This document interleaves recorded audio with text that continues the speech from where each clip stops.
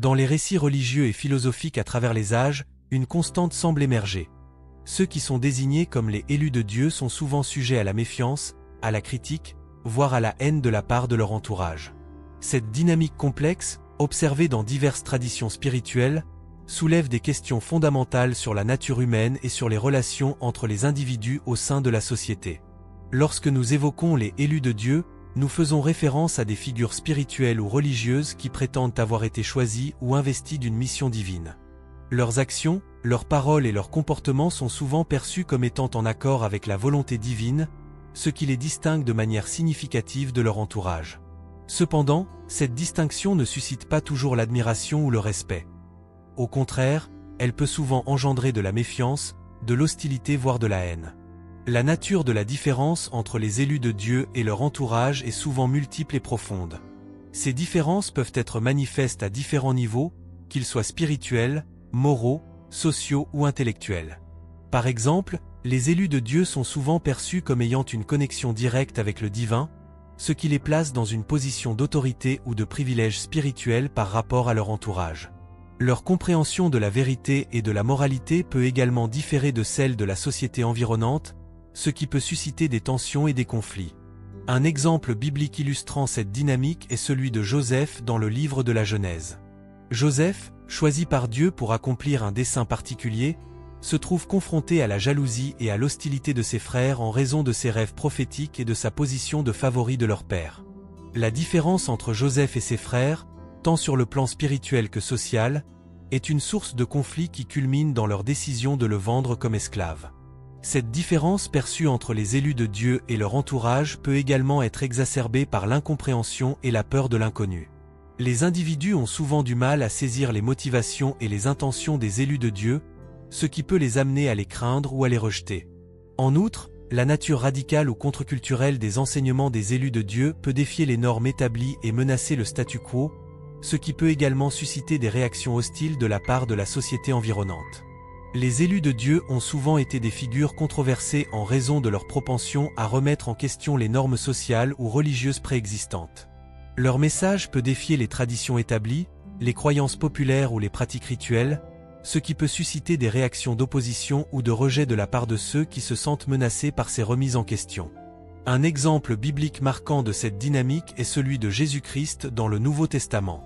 Jésus a remis en question les autorités religieuses de son époque, critiquant ouvertement leur hypocrisie, leur formalisme et leur manque de compassion envers les opprimés.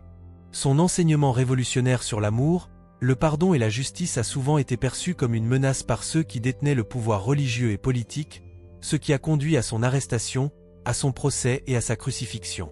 La remise en question des valeurs établies peut également susciter des réactions négatives de la part de l'entourage des élus de Dieu en raison de la perception de ces derniers comme des perturbateurs de l'ordre social ou moral. Les individus sont souvent attachés à leurs croyances et à leurs habitudes, et tout défi à ces dernières peut être perçu comme une attaque personnelle ou une menace pour leur identité. Cependant, il est important de reconnaître que la remise en question des valeurs établies peut également être un moteur de progrès et de changement social. Les élus de Dieu jouent souvent un rôle crucial dans la promotion de la justice, de l'égalité et de la compassion dans la société, en encourageant les individus à examiner de manière critique leurs propres convictions et à œuvrer pour un monde meilleur. Les élus de Dieu sont souvent perçus comme des voix de conscience au sein de leur entourage, appelant à la repentance et à la transformation spirituelle. Leur engagement à exposer le péché et l'hypocrisie peut toutefois être mal reçu, car ils confrontent directement les individus à leurs propres faiblesses et à leurs erreurs, ce qui peut être une expérience inconfortable et menaçante. Un exemple biblique pertinent est celui des prophètes de l'Ancien Testament tels que Jérémie ou Élie. Ces figures prophétiques étaient chargées de dénoncer les injustices, les idolâtries et les péchés du peuple d'Israël, ce qui les plaçait souvent en opposition directe avec les autorités religieuses et politiques de leur époque. Leur message de repentance et de retour à Dieu était souvent rejeté ou ignoré, ce qui a parfois conduit à leur persécution ou à leur mort. La confrontation au péché et à l'hypocrisie peut également être perçue comme une forme de jugement ou de critique par ceux qui sont visés, ce qui peut engendrer des réactions de défense ou de ressentiment. Les individus peuvent se sentir menacés dans leur estime de soi ou dans leur statut social par les reproches des élus de Dieu, ce qui peut les amener à les rejeter ou à les condamner plutôt qu'à les écouter et à se remettre en question. Cependant, Il est important de souligner que la confrontation au péché et à l'hypocrisie est souvent motivée par un amour profond pour les individus et par un désir de les voir vivre selon les principes de justice et de vérité. Les élus de Dieu croient souvent en la possibilité de la rédemption et de la transformation, même pour les pécheurs les plus endurcis, ce qui les pousse à persévérer dans leur mission malgré les obstacles et les oppositions.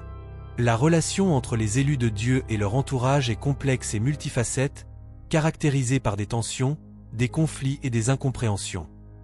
Il est apparu clairement que les élus de Dieu occupent souvent une position marginale ou contestataire au sein de leur entourage en raison de leur connexion avec le divin, de leur remise en question des normes établies, et de leur confrontation au péché et à l'hypocrisie. Leurs actions et leurs enseignements peuvent être perçus comme menaçants ou dérangeants par ceux qui se sentent remis en question ou jugés. Cependant, il est important de reconnaître que les élus de Dieu jouent souvent un rôle crucial dans la promotion de la justice, de l'amour et de la vérité dans la société. Leur engagement à défendre les valeurs spirituelles et morales peut inspirer les individus à vivre selon des principes plus élevés et à œuvrer pour un monde meilleur. En fin de compte, la relation entre les élus de Dieu et leur entourage soulève des questions fondamentales sur la nature humaine et sur les défis inhérents à la recherche de la vérité et de la spiritualité dans un monde marqué par la diversité des croyances et des valeurs. En comprenant mieux ces dynamiques complexes, nous pouvons être mieux équipés pour naviguer dans les relations interpersonnelles et pour cultiver un esprit d'ouverture et de compréhension envers ceux qui sont différents de nous. Ainsi, en dépit des tensions et des conflits qui peuvent surgir, il est essentiel de reconnaître la valeur des élus de Dieu dans la société et de chercher à comprendre et à apprécier leur contribution unique à la quête de sens et de vérité dans le monde.